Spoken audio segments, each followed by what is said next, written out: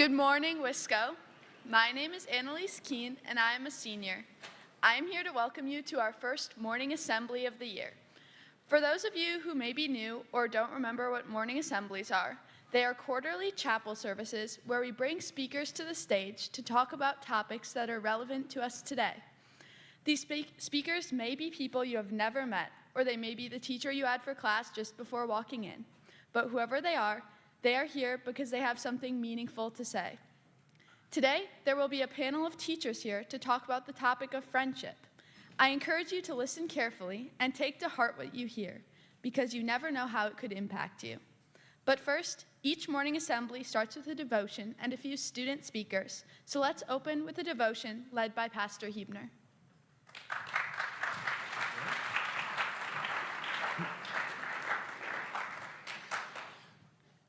In the name of the Father, and of the Son, and of the Holy Spirit, amen. What an incredible blessing to be here among the Wisco family, and as you students are growing young adults, what an incredible blessing in the high school experience to have friends. Some of you might be looking for more friends. Most of you probably have a couple special friends. Many of you probably have a lot of friends. What an awesome thing to think back and all the core memories that you develop in friendships in your high school experience. Some of you younger students are still developing those. You haven't even gone to homecoming yet. That's next week. I'm sure that'll be lots of fun memories. But you older students, especially seniors, right? You have all kinds of memories that start to flood through your mind as you're getting toward the end of your time here at Wisco. The sleepovers, the silly things you did, the fun that you had in the cafeteria, the jokes that you share, the times that you were in between musical scenes, the times in the locker room when you had inside jokes that only your team knows about. Just incredible memories. Maybe you could call them kind of like the picture, these mountaintop memories. This is actually a picture I took. These are Wisco students. This was on a mission trip. Right now you can see that we are near the peak on a mountain range in Yellowstone National Park. An incredible group of students. They got along so great on this mission trip. These wonderful memories of serving students with a vacation Bible school, and their reward, the fun at the end, was to go to Yellowstone. And here they have these incredible memories. I suppose kind of metaphorical, looking out on the view, but also kind of looking back and reflecting on their time at Wisco. Just awesome blessings. I know I can look back and think about all these incredible times, the fun things that I did, the silly things with friends, the championships and games that we won, incredible mountaintop moments. And yet for all the mountaintop moments with friends that we have in the world, the reality is the world's broken and so are people. And so for every mountaintop, there's also a garden moment, isn't there? Where you start thinking to yourself, how could you? How could you do that? How could you say that? I thought you were my friend. I thought you had my back. And here we have Jesus, who is, of course, God, and knew that Judas was going to do this. But according to his human nature, that does not take away the sting, the hurt, the pain that he poured in love to Judas as one of his inner circle of 12 friends for 3 years. And now you're going to sell him out literally for 30 pieces of silver. I mean, it was a decent chunk of money, but it's not like it was $2 million. And maybe a lot of you have those moments. Maybe you're going through that right now. How can this person be talking about me? Why wouldn't you support me in this? How come there's this group chat going on over here and I'm not a part of it and I know you're talking about me?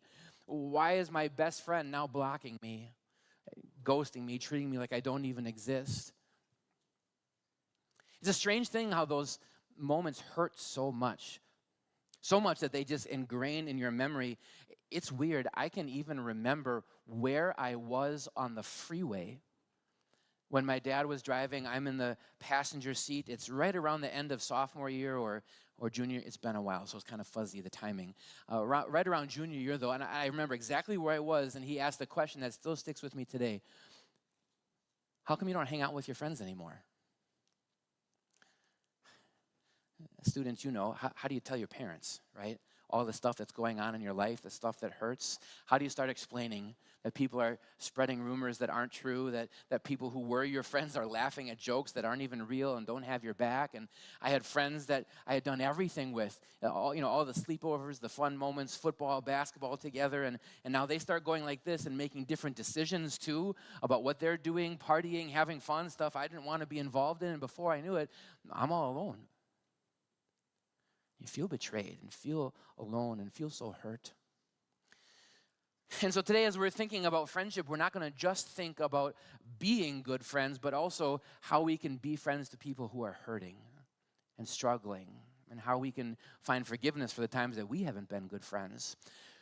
So if we're going to talk about love and being a loving friend, and if we're going to talk about hurting hearts that need healing, where else would we turn but to Jesus himself? In fact, we'll look to him on this very night, this Thursday night before Good Friday. It was actually just maybe 2 hours, if that, before this, that Jesus was with his disciples, so humbly washing his feet, teaching them in the last hours. Again, he knows what's about to happen. And so I want you to have in your mind that he knew this was coming, this betrayal. He knew that they were going to run away. He knew that Peter would deny him. And yet Jesus says this, "My command is this, love each other as I have loved you. Greater love has no one than this, to lay down one's life for one's friends. You are my friends if you do what I command. I no longer call you servants, because a servant does not know his master's business. Instead, I have called you friends. For everything that I learned from my Father, I have made known to you. You did not choose me, but I chose you and appointed you so that you might go and bear fruit, fruit that will last, and so that whatever you ask in my name, the Father will give you. This is my command. Love each other." The incredible thing that Jesus speaks here is that if anyone could say, "You're lesser than me, you're below me, you're a servant," it's Jesus, King of Kings and Lord of Lords. Moreover, knowing what they were about to do to him, he could easily block them, ghost them, turn them away, look down on them. And yet look at how Jesus says, "You're not my servants. I'm choosing to call you friends." Do you see the one-sided nature of all Jesus' words here? I loved you. I chose you. I'm calling you friends. And so we learn from Jesus here a reality that in a broken world, I promise you, your friends are going to sin against you. It's going to happen. They're going to hurt you. And so how can we be like Jesus, forgiving and loving and patient? How can we be selfless and humble? Jesus, who said, "Greater love has no one than this, to lay down his life for his friends," and then didn't just talk the talk, but hours later walk the walk to show ultimate love and sacrifice. And so first, I want you to think about, in your friendships, how can you be more forgiving? How can you reconcile with a person? It's so easy in our world today, isn't it, to try and figure things out through a screen or through someone else that you're talking to. How can we face-to-face, person-to-person, talk, find forgiveness, reconcile a relationship? But then maybe one more thing.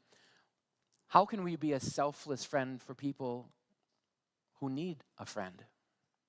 It's very easy for you to be with your teammates, the people who inquire with you, your music friends, or the people that you went to grade school with, the people that are your besties, and just always be with those people. But something I want you to think about as you listen to students and some other adults reflect here this morning, how can you maybe find some new friends?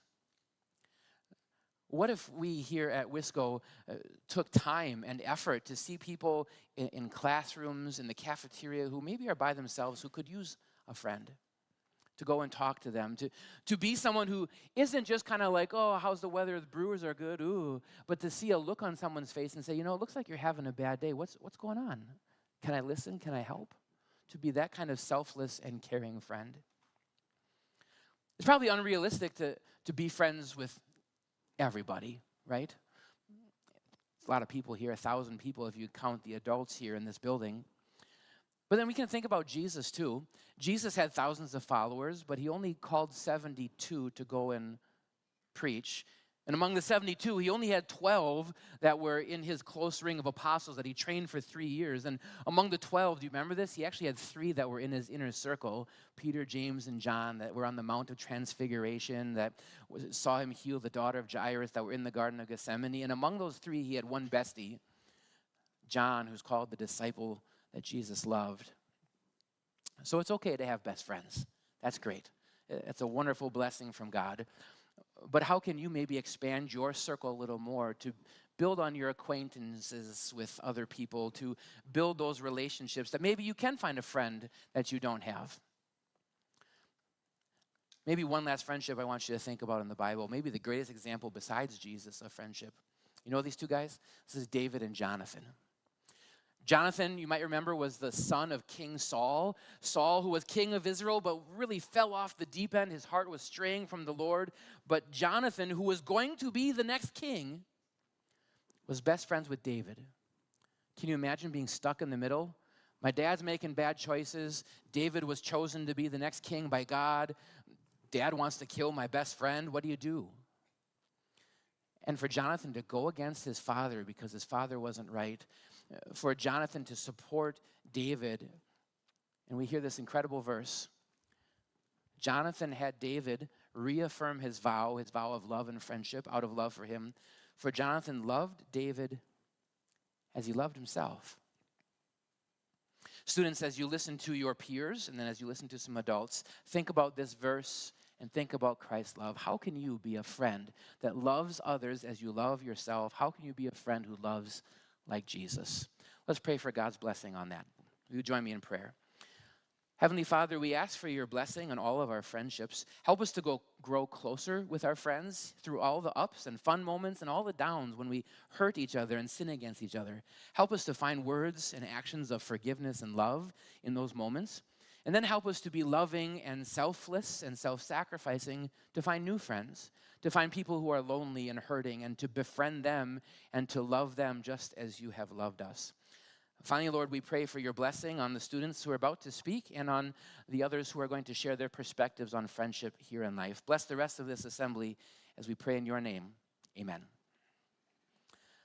All right, we're going to turn it over to some student speakers, then we'll bring some special guests to the stage.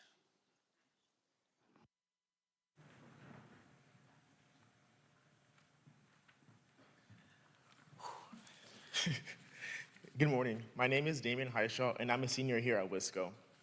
When I think back to my freshman year, my idea of friendship was pretty simple and honestly kind of shallow. To me, a friend was someone who would sit with me at lunch, laugh at my jokes, and give me answers to homework I didn't do. I just wanted to have people to talk to so I didn't feel awkward or alone. But looking back, I realized friendship is so much deeper than just hanging out with whoever is nearby. Over the past few years, I've learned that being a good friend takes work. It's not just about being there for the fun moments, it's about being there when things aren't fun. It means showing up when someone's having a bad day, listening even when you'd rather talk, and sometimes telling the truth even when it's uncomfortable. I used to think that friendship was about having fun, but now I see that the best friends are the ones who help you grow and point you in the right direction of Jesus. Friends have been a huge help to me. There have been days when I've been stressed out, overwhelmed, or ready to give up on tough things, and there was a friend who reminded me to keep going. Proverbs 17, verse 17 says, a friend loves at all times, and a brother is born for a time of adversity.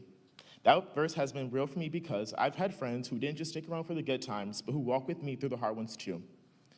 And I've learned that there's something really important about having Christian friends. The world is full of distractions, temptations, and decisions that aren't always easy. Christian friends are the ones who remind you what really matters and who pray with you and who encourage you to stay close to Jesus. Proverbs 27, verse 17 says, as iron sharpens iron, one person sharpens another. Good friends help shape who you become, so choosing friends who help you grow in your faith is huge. If I give one piece of advice, it will be this. Don't focus on finding good friends, focus on being one. Be the person who notices the kid sitting alone, who sends an encouraging text, who invites someone into the group who doesn't usually get invited. Sometimes being a good friend is just about showing up and making someone feel seen. Underclassmen. Take the time to make friends with people outside of your usual friend group. High school goes faster than you think, and one day you realize you will never see some of these people ever again. The way you treat them now matters more than you realize, so be the person who makes your day a little brighter. And remember, being a good friend does not mean being perfect. You're gonna mess up, you might say the wrong thing without realizing it.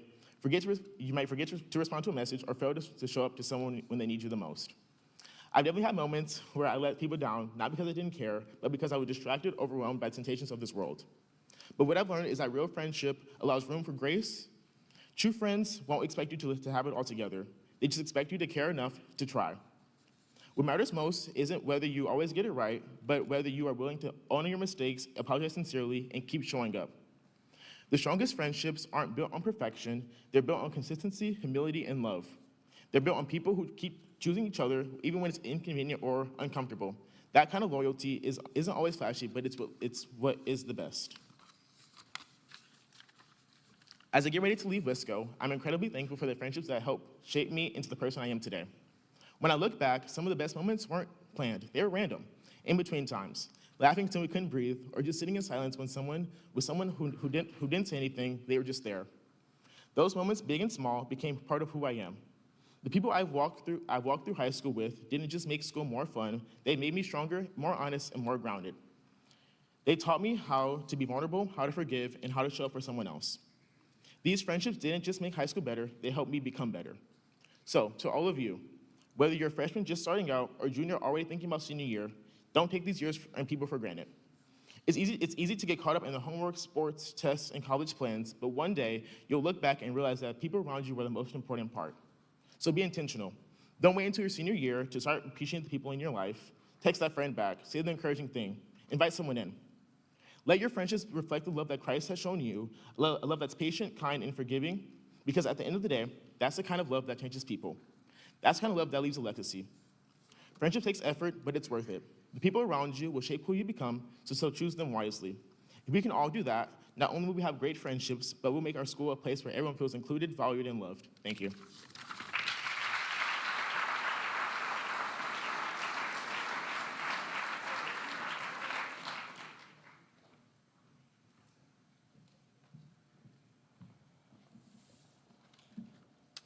Hi, everyone. For those of you who don't know me, my name's Alexis Bauer, or Lexi, as most of you know me as. Since freshman year, I remember sitting in your seats and thinking how cool it would be to be able to speak up here one day. And now that I'm up here, I think I would tell her, maybe you don't want to do that. But, well, here we are. When I was a freshman, I just wanted to be in the big groups, and I wanted to fit in because that's what I thought high school was all about. I was so excited about homecoming and getting a date and going in the big homecoming group of like 50 people. I remember sitting in Mr. Reinhardt's class freshman year when he told us, just wait till senior year when your huge homecoming groups are completely gone and you have a friend group of maybe 4 or 5. I was sitting there thinking, well, that could never happen. But then I learned that he was right, and the huge group did in fact fall apart. Moving into sophomore year, I learned what a floater friend was, as I became one. A floater friend is someone who's friends with a lot of people, but not really best friends with anybody. Being scared to go to football games because you don't know who you'll stand by, or school dances because you don't have before or after plans and you might have to walk in alone. Having to pretend you enjoy school and love life even though you feel the most lonely. For anyone feeling like that right now, trust me, it does get better. And you do find friends that are real and love you and care for you. Now going into junior year, I became friends with a lot of upperclassmen. I then started to learn what trust meant from those friendships, and that I don't always have to act like everything is fine and put together. For all of you underclassmen, I think it's a good idea to find at least one upperclassman and become close to them. But be careful, because having to stand at graduation and hug goodbye to the people you love the most is a different type of pain. Now into senior year, I prayed that I would find true friendships, and luckily I have found some people that taught me what friendship truly means.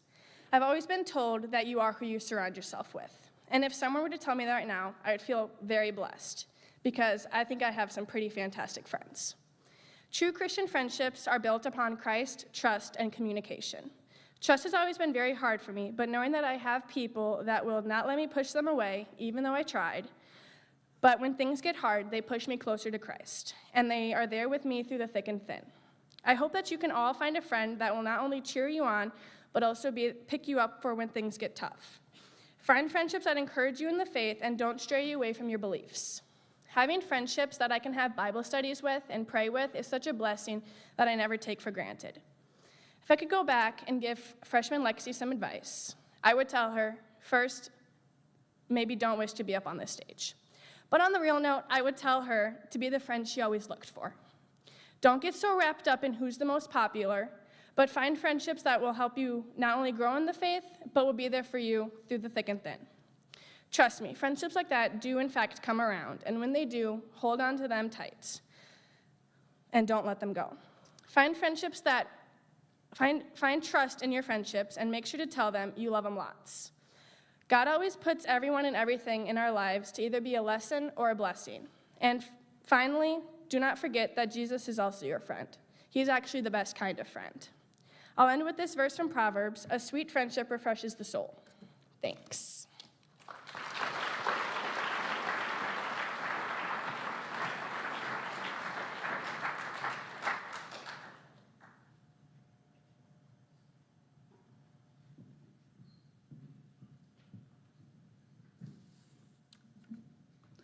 Friendship is such a big part of all of our lives. A lot of us probably remembered going up to a classmate when we were young and asking them to be our friend.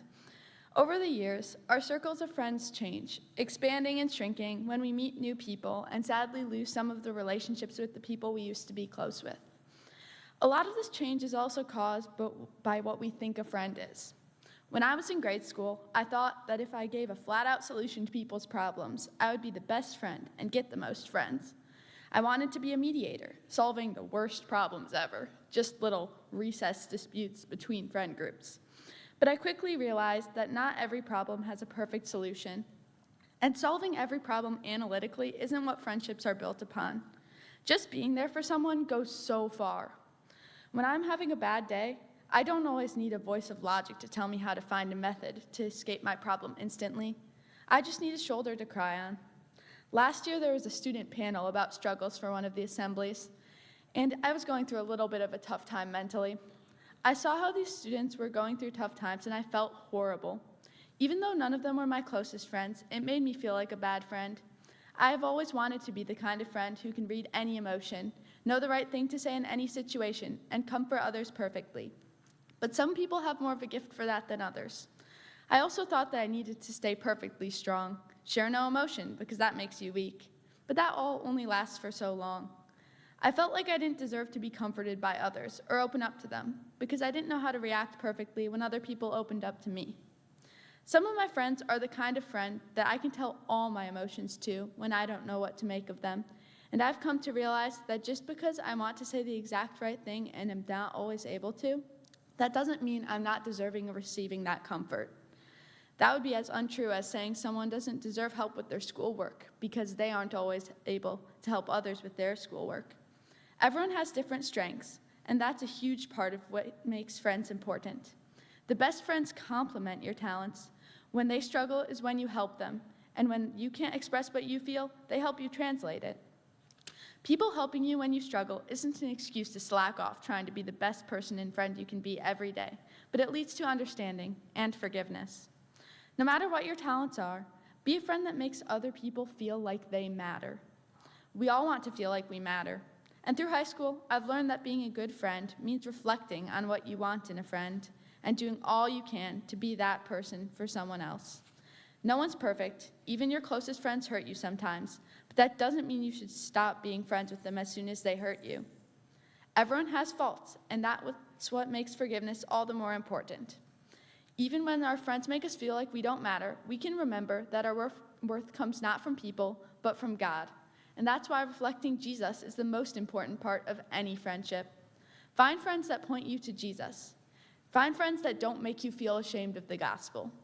When they aren't the perfect friend, they can still point you to the perfect friend, Jesus. He prayed for his disciples constantly, which is what we should seek to do for others. As Pastor Ebner mentioned earlier, Jesus was in the Garden of Gethsemane with many of his friends. He was in agony, knowing we would suffer and die soon. But every time he came back to see his disciples sleeping, he was gentle with them, forgiving them for abandoning him, even during his hardest moments. This isn't an easy thing to replicate. We'll mess up, but we should strive to be a friend like Jesus every single day. On top of that, not only did Jesus be a good friend to his disciples, he was also a friend to all. He ate with sinners, spent time preaching to crowds in all different areas, and most importantly, he died for every single person. Even the people who aren't in our closest group of friends are still dearly loved children of God, and doing small acts of kindness for others can make their day when they feel lonely. At Wisco, there's so many other believers, and I don't want to take for granted the years that I've been able to share my faith and be supported by others. Being a good friend isn't easy, but when your eyes are fixed on the one who went through it all for you, showing that genuine love for others gives a sense of joy and fulfillment. Thank you.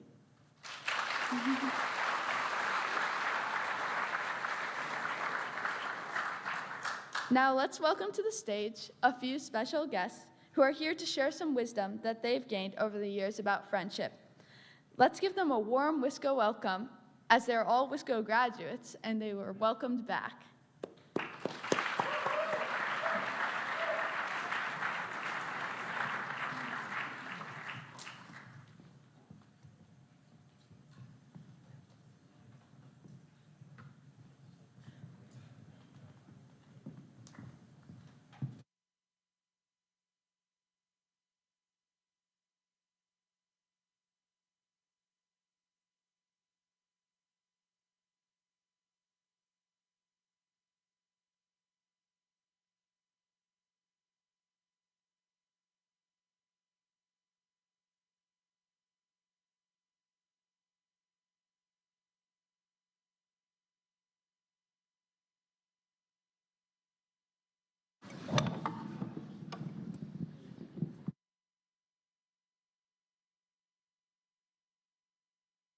Start with you guys so you can introduce yourself in a second here.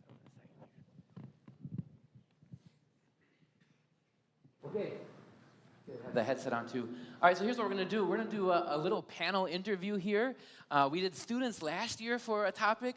This year we have some adults who are with us.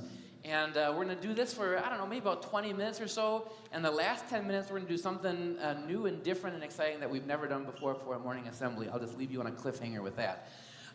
You should know Mr. Justin Walls and Mr. Hoff and Mrs. Wigley, but we have two guests who are graduates that maybe you don't know. So if you two gentlemen could introduce yourselves, when you graduated, and what you do right now. Yeah, good morning, everybody. My name is Sean Spruer. I graduated in the class of '96. Whoa, hold on now. Currently am the assistant principal over at Kingdom Prep Lutheran High School over here with my man Kev. So just don't act like I'm old out here while we speaking, y'all. Good morning. My name is Kevin Festerling. I am the proud father of Sawyer Festerling. Shout out Okay, Sawyer.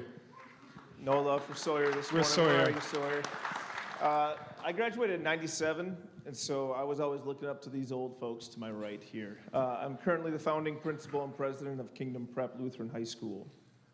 Thanks for having us. Yep, glad to have you all here. So for you students, this senior class graduates in 2026. So if you did a little math for the first four who are the class of 1996, well, you can just do that in your head for, age, okay. I was a freshman when they were seniors and when Kevin was a junior. So these are people that I looked up to. So I want to think back just for a second for you guys. There's no particular order. Whoever wants to talk first, we'll go random with the answers. So here's the first question. Can you think back to your high school days here at Wisco? What were some of your best or favorite friend core memories? Mr. Huff is really good at this question. Funny. Number one, I wish I was as bold as the ones who got up here to speak. You guys did it so well, so thank you for doing that. But I would say everything they said was accurate. Freshman year, you're trying to figure out who your friends are, so your groups are huge. You'll see groups of 20, 30 going to homecoming together. I remember our freshman year, we rented a school bus called the Lannon Limo. I think his dad actually drove it. But there was 50 of us going to Old Country Buffet for homecoming. Stupid. We went to a buffet all dressed up, and then we ended up going to the dance together. But some of the favorite memories were, I would remember freshman year, just with that big group, played basketball together with these two guys, and then we would end up going to one of the players' house over in Waukesha, And then we would watch the clip of the game that we just played. I would look for the 30 seconds that I actually got in to see how well I did. But then we'd all just be together, and there'd be like 30, 40 people coming to the house, swimming, and just always hanging out together after every basketball game. And that's somehow we'd find ourselves at Denny's late at night eating. So just building those friendships that continued over the next couple years together was always fun. I would say that freshman year, probably what is ingrained in my mind is backstage during Prism concert with Hoff and others, that out of all things, sports and everything like that, that freshman year during the springtime, that one is one that, you know, just goofing around and the stuff like that, waiting and then going out there and performing in choir was probably one that surely solidified Hoff and I as friends. I would say I'm agreeing with everybody that said be patient about finding those close friends, but definitely get involved in things. For me, it was volleyball, basketball, track, and because of those things, you end up spending so much time together. Like, we would have the late night practices, where sometimes with basketball, right, the guys got the gym first, so the girls had late practice, and you end up spending time all, like, waiting for that, getting food together. Track season, track meets are really, really long, so, like, you bond. Sometimes I would find myself spending more time with my friends and those people that were around me than my own family, and I love my family. But just because of the time commitment, you really get to know people deeply when you spend that much time with each other. Yeah, that's a good word. I think for myself, I was all for and the king of all things non-academic.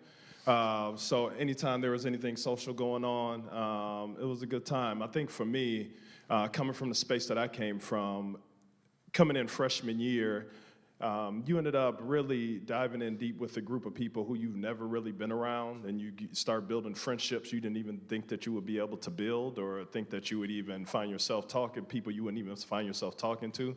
Unfortunately, I think it was real. I think one of the young ladies that was up were speaking, and by senior year, you may not always have that same friend group, but to have that and that intentionality when you come in, and having the ability just to be able to just go to dances together and go to games together, I mean, it was a real good time. But I ask that you all just find a way to value that. These times and these 4 years should be some of your best times. You're going to be considered an adult after this. So making sure you make the most of the people that are right in front of you, because once you everybody want to graduate. I can't wait to be grown. Enjoy what you have that's right in front of you. Enjoy the people that are here. A lot of the people that are here with you right now are the people that are going to have you prepared for when you become an adult, and the environments that you go into. So make the most of it. The only other core memory I'd add is probably student council. It's odd for a school to open up their doors as often as I think Wisco used to. I think you still do. Decorating for dances, doing the pep rallies, doing the retreats, and same as you guys, the athletics, the dances. But yeah, I can't add any more to that. So I want to turn it to a very real reflection now at this point, right? We all have these kinds of moments, but now we on the stage are older and we're more grown. So now as you look back many years to those high school fun memories, what is something that you regret, that you wish that you knew? Like, I can't believe I thought friendship was this, and I wish I did this as a friend in high school, something that you would have told yourself as a freshman, sophomore, even a senior. This is what friendship's really about, and here's where I misstepped. Looking back, anybody? I'll say when it comes to friendships, it's hard because you want to find people who are going to push you to be better. A lot of times it's easy to cut people off. If you're like highly emotional or anything that goes along those lines, it's easy to cut people out of your friend groups. And I think a lot of times the people who we want to cut out are the people who push us to be better than what God truly has planned for us. So I think if there's any regret I had, I think it's just making the most of the people who even pushed me, even when I didn't want to be pushed, right? And as an adult, those are the same people who have really helped me to progress in my life. There are a lot of people who did that for me when I was younger, particularly in high school, and didn't take school as serious as I should. And I really regret that, not because I didn't still come out with good friends, but because I could have had more friendships that even blossomed to a higher rate. So just value the people. And if someone is giving you feedback, it's easy for us as young folks, and I say us as young folks, to take feedback the wrong way. Just take it and just grow with it and appreciate the people who are being real with you all the time. I'd say for me it was being exclusive instead of inclusive. Not reaching out to a broader spectrum of people, being more narrow-minded in the friends that I had, and probably that made me treat people poorly from time to time, so that's a regret. And listening to the people that are way smarter than obviously I was, listen to their advice, because it's true. Don't be so, short-minded in who you choose. Open up a little bit more, and let your light shine. You don't have to all answer it. You can answer. I have another thought. I've got one thought Go, on Ken. that. I want to say two things on this, and thank you for listening. I feel like we haven't earned this right, but here we are, and we're old now. So my heart goes out to the young people who look at the friend groups and think that they have it all together, and they think they're missing out on something.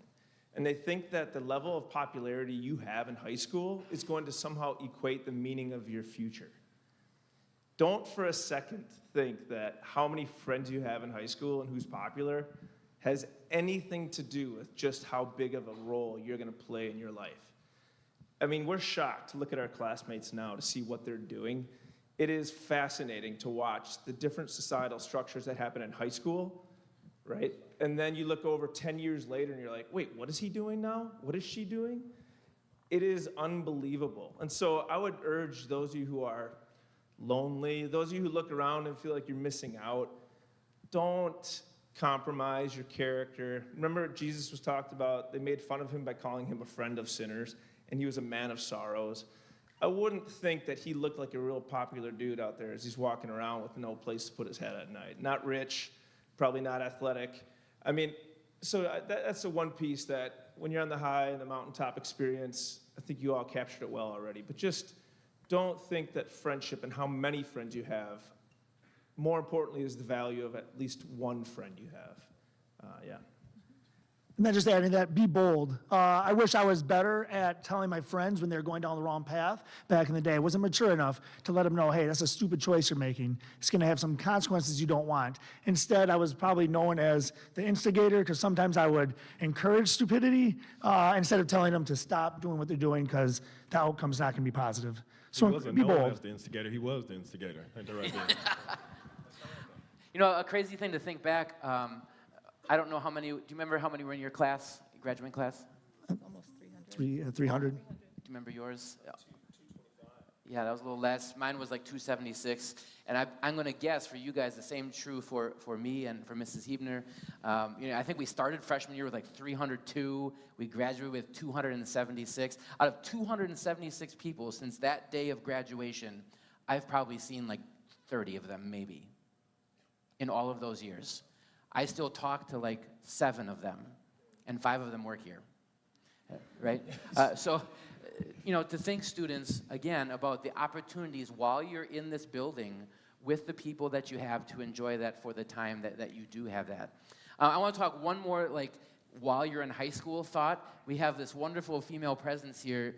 So can you give some reflection? I know girls complain often, these bros, these boys, they just, act dumb. And it's true, males don't necessarily mature, they say, until around 26 to 28. Sorry, ladies. Lisa, can you give some perspective to what was it like with that battle? Yeah, this is good. I'm putting you on the spot. How does it get better over time? Comments on this boy and girl friend dynamic. He's intentional in asking me this question because if you know my husband, I always joke that he had to mature a little bit before I dated him. We started dating senior year, but I think, girls, like, it's important for you to be confident and know what your identity is in Christ, who you are. It's easy to get wrapped up in, he looked at me the wrong way, or he doesn't like me, or, I liked him, and now he found out, and there's gossip going on, and like, you can easily get caught up in the drama.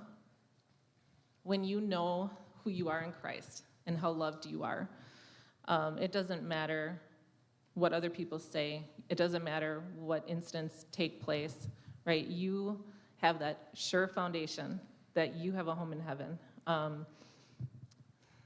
And try to gravitate towards people that will build you up in that and encourage you in that.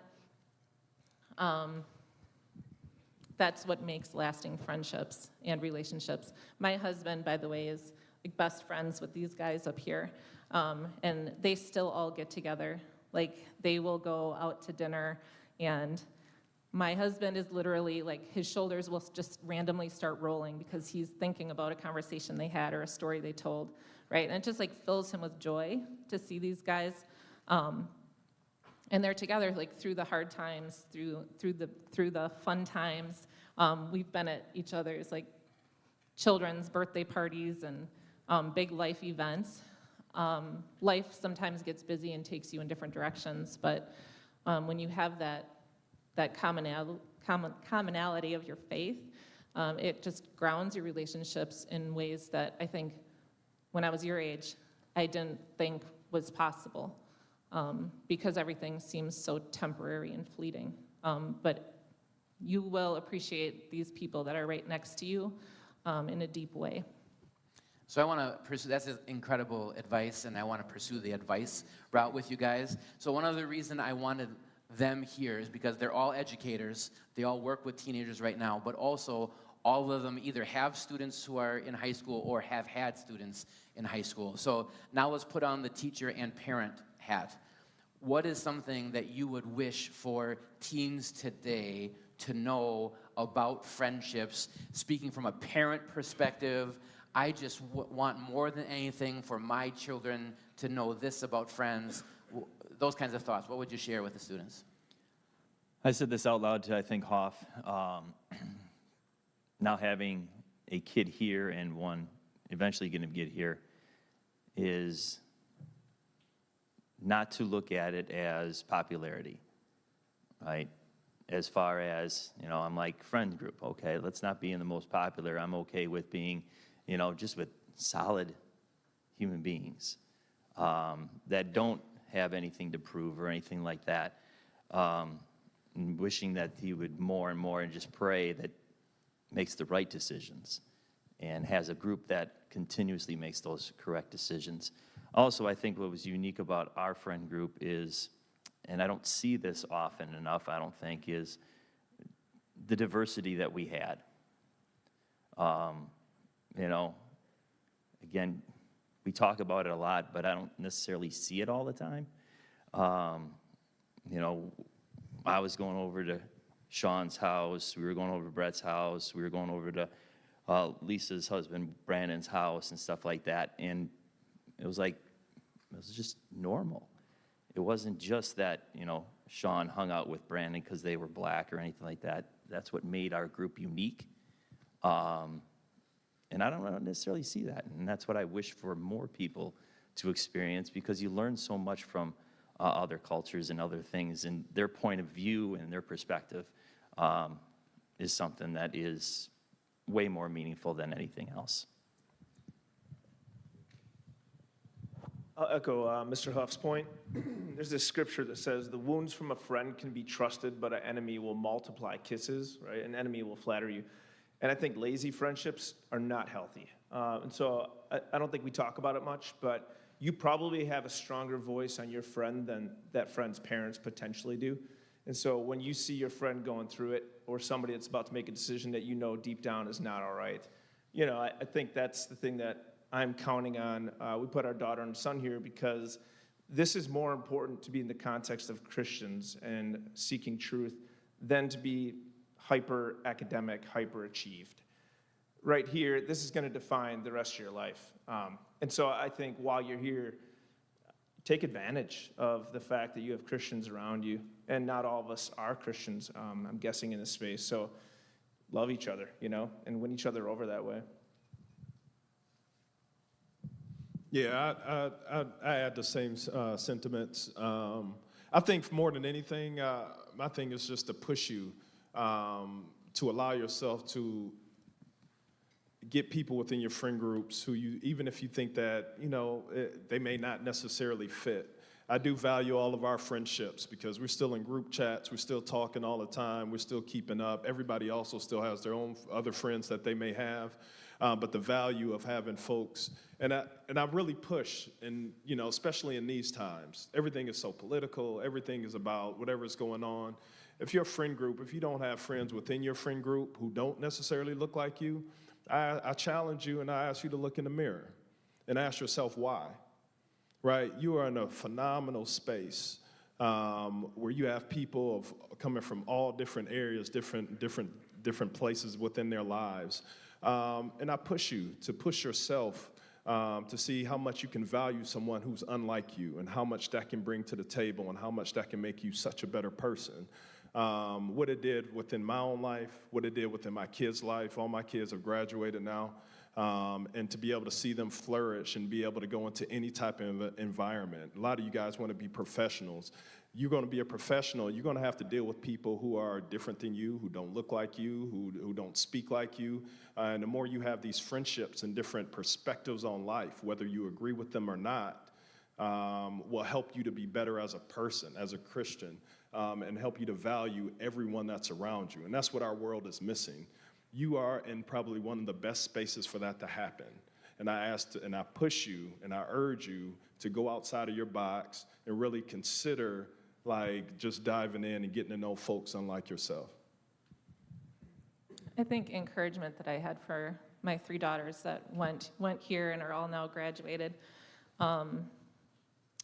was to take everything in stride, because again, things go up and down with relationships. There is always going to be that ebb and flow. But to surround yourself with people that will build you up as a person, that can be selfless. I know I'm going to sound old right now, but put your phones down. You don't have to be connected 24 hours a day. There's a lot of value into time apart and appreciating the moments that you are together, making those moments meaningful with each other, and talk to each other, spend time together. I don't know how many times I see kids, even at the beginning of school, gathering in my classroom before school starts, and they're all just on their phones. Be kind to everybody. You don't know how a smile can help somebody's day, or maybe be that first step towards saying hello or talking about something, to try to find common ground. But again, be kind. Okay, we're going to try something a little different now that we haven't done before for the last couple minutes. I'm going to come out by you guys. I'm going to field live questions from you students. So if you have a question that you want to ask to the panel or to a specific person on the panel, you are welcome to do that. I'm going to take a mic with me. Students, you have my implicit trust that you're going to ask appropriate questions here. Hebner, are we censored up here, or are we getting really real? Because I got some stories about Hoff that the people need to know. We'll have to turn off the cameras for that. Okay, Does someone all right. have a question they want to ask the panel? Okay, Ms. Bryce, let's go. All right, I'm sure this will be only thoughtful. All right, go for it. Oh, you got to stand up, though. Was your guys' friendship ever in doubt? Was your friendship ever in doubt? For us in our group right here, I don't think ours was ever. There was friends, like you guys said, as freshmen. You realize, down the road, they weren't going to be the one that was there for you and everything else. But the group that I'm still with, I would say no, was never really in doubt. Yeah, and I'm with B on that, Hoff on that. I think for me, and being a man of color, sometimes it was easy to feel like should I fully trust? But it was never a doubt because the genuineness of our friendships that we all had. So Doubt, no. The thing that made it hard, though, I will say, is a lot of the group of people that we hung out with freshman year, by senior year, we did not all hang out. Some of us didn't even necessarily speak, which was odd. So I think your question is legit, but I don't think for us as a friend group, we didn't have that at all. Okay, another student. We'll try to get to as many as we can in the next couple minutes. Another student question for the panel. Okay, coming over here. What's up? What's my man right here? Hey, man, wake up, man. What? Make him ask a question. Yeah. What qualities do you look for in a best friend rather than a regular friend? Good question. What qualities do you look for in a best friend versus just a regular friend? I mean, yeah, if you're, my encouragement before was to be kind to everybody, right? You want to, your goal is like be friends with people, everybody that's around you. But the ones that really make lasting friendships and the ones that I would encourage you to be the people that you would confide in are going to be people that help you be a better person. They're people that, yes, you enjoy spending time with and can laugh together and create fun memories and crazy stories, but when it comes right down to it at the end of the day, people that share that value of knowing heaven's your home, because they're gonna encourage you in all areas of life, which is what makes a friendship lasting. They understand forgiveness, they understand Christ's love for us, so that's how we selflessly love other people. If you can have that, that's a blessing. I know I'm talking a lot, but I think with that question, the biggest thing that I have for you is don't allow for other people to make you not be a good friend, right? Because I think a lot of times you may think that someone is not a good friend or not a friend, they're an associate. But don't allow you to become less loyal of an individual. Don't allow for your integrity to be pushed or anything like that because you think somebody else or a group of people aren't good friends. Continue to be who you are. I think Mrs. Wigley was hitting on it earlier. And just saying, just continue to be genuine and be that person in Christ who you're supposed to be at all times, but even when people aren't looking. So whether they're a good friend or not, continue to be the best friend that you could be at all times. We're gonna go. We don't want to ignore the people in the top deck here. So we have a question from the top. Go for it. Did you ever have people in your life you realized that were fans, but you weren't friends with them anymore? We have a very real question. You hear that? People in your life that were friends and they're not anymore. You don't have to name them publicly, but I did, but you know, Hoff and Walls were real nice about stuff, man. Like, I was kind of a jerk sometimes, so like I was easy to cut people off. That's why, even within my own kids, I tell them like, take a step back, take a deep breath, and realize like God has you on this earth for a purpose, and it's not just to be like dismissive to people, but to receive people for who they are, and they are there to help to make you a better person at all times. Yeah, there's many times where I probably had to apologize to people just because, you know, who knows, in high school or whether it's in college, and then all of a sudden now I'm working with that person and I look back at my teenage self and I'm like, you're a moron. That you probably should have to go and apologize because I'm sure there's something along the line that I probably had done because I was maybe rude and a jerk from time to time. You know, so you have those moments for sure that you regret various things. You just hope that it's few and far between. we have time for maybe one more. I think are we almost at the end, right? For the time? Okay, so let's do one more question and we'll kind of wrap it up. So I see London over here, so go ahead, London. Sean, why you send your kids to Pius? Who is that up in there starting stuff? Yeah. Okay, we want to. It's a legit question. Yeah, that is a legit question. Well, it's because my son had the opportunity to go. He went to a state championship for baseball. He was all state in 2 different sports, and he got a state championship in soccer. I don't know if that helps your question, but like we can go deeper if you want. Good question. Yeah. Okay, we're going to go with a more friend-directed question. from, yeah? All right, go for it. How did y'all keep a good friendship all these years? She was laughing at that like it wasn't real. Like, Man, I think a lot of it was I can say he's my cousin also at the end, so we always had a good friendship there and grew up with him. But with these two in particular, our kids are all the same age. So going to their weddings, being in one of their weddings, having our kids be friends and know each other, play soccer, play baseball, basketball, whatever it was, I think that helped us stay close together, was the common bond of our kids, and obviously with Christ being there as well. But yeah, definitely hung out with them a lot because the kids are all about 22 now and grew up together. Friendship takes work too. Like you have to put in some effort to stay connected.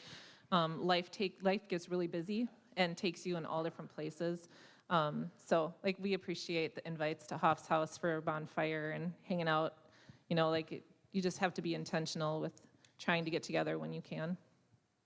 Kevin, one last comment? Yeah, I think if you guys end up getting married when you're older, that's going to affect the friendships you had because you're bringing in this whole other self into friendships. But just Sunday, I got to hang out with the class and a bunch of your friends as well, Brad Nauman, Josh Heckendorf, those guys. And it was like just yesterday. And I think it's because during the high school years, somebody took a risk to get vulnerable. And both friend sets I have, there's 6 or 7 in 96 class, and there's about 6 or 7. Oh yeah, let's go. I think it's 41 now. All right. But that was good. That was good. Idiots. All right, listen. But class of 97, that group, we started to form new traditions, which is every year we do the same things and don't let go of those. So if you have a tradition, you hang on to it. But I would say it usually took one brave person to get vulnerable. So men, to you especially, if you're hanging out with your friends, 4, 5, 6 of you, at some point, stop trying to be the funniest guy, the most popular guy, the hippest guy, the guy who gets the most, and just ask, how's everybody doing? And somebody takes a chance, and you know what I'm talking about, and shares something and breaks through the fake superficial stuff. As soon as one of you is brave enough to break through the superficial friendships, lifelong, game, set, match, you got a life friend there. But it rarely happens with men. We'll play games for 4 years, and we'll never actually stop and say, Sean, how you doing? And he'll look at you like, what do you mean? What are you doing? This is weird. No, how you doing? And let everybody share, and all of a sudden, it gets magical. So I would say that's helpful. If I can encourage one last comment then of taking a bold step for you upperclassmen and especially for you seniors. So I was a freshman when the first 4 were seniors, as I said, and Kevin was a junior. I actually had Latin class with Kevin for 2 years and really interacted a lot with Mr. and Mrs. Wigley and Mr. and Mrs. Hoff in track. And I remember being a freshman looking up to them as they're so good looking and so athletic and so cool and so amazing. And the amazing thing about these guys, except for Mr. Hoff, but the amazing thing about all of them was that I will never, ever, ever forget how much it meant to me that they were nice to me. When they were upperclassmen, juniors and seniors, that they were kind, that they treated me like a normal person as just a dumb freshman. And we're friends now today, which is cool, and colleagues, which is an incredible blessing. But if you seniors take the time for younger students on our campus, it means so much to our school and to those students. So think about that, juniors and seniors. Okay, yeah, one more thing. Go ahead, have the last word. Before we get ready to roll, I just want to say, is Mr. Tierfelter here? Is there Mr. Tierfelter? Where's Mr. Tierfelter? He's there, over there, yeah. All right, that's my guy right there, Mr. Tierfelter, and this is what I want to say. And then there's Mr. Robinson, who you guys see moving around. I want you also to value the friendships and the relationships that you have with the adults, all right? Because it may seem weird now, but the most impactful of who we became and how we became that. Mr. Tierfelter was my homeroom teacher. He actually is the one that gave me the confidence. Before I even got an education, I was in corporate America. I was in corporate finance. And he is the one that made me love numbers and gave me the confidence. We would have talks, and I never got a chance to fully thank you. And I wanted to say thank you because it was the relationship we had, the relationship that I had with Mr. Robinson when I was at Atonement, as he coached me up, when Mr. Bowe was around and what he did for me. Value the friendships that you can build with the adults as well, because that's when you see the real Christ-like behavior, and then that will come out and exude in everything that you do with the friends that are around you. So I wanted to not only give him a shout out and say thank you, but value the adults. Value Mr. Huebner when he's around here and he's giving you all this advice. It's easy to go in through one ear and out the other, but I'm telling you, when you have kids, once you get older, all these things are going to come back on you. I just don't want you to lose sight of that. Let's give a round of applause to our guests here today. Thank you. Thank you.